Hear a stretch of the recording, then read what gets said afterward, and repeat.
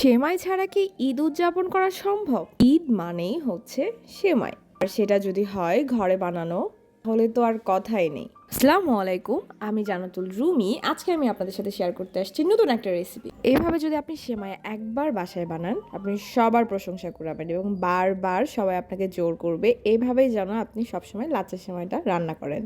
আমি খুব সহজ পদ্ধতিতে শাহি লাচ্চা সেমাইটা দেখানোর চেষ্টা করেছি।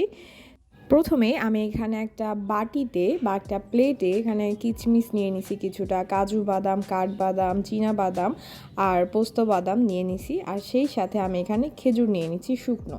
এখানে হচ্ছে আপনারা দেখতেই পাচ্ছেন যে আমি এখানে লাচ্চা সেমাই নিয়ে নিছি। এটা হচ্ছে আমাদের ফ্যাক্টরির লাচ্চা সেমাই।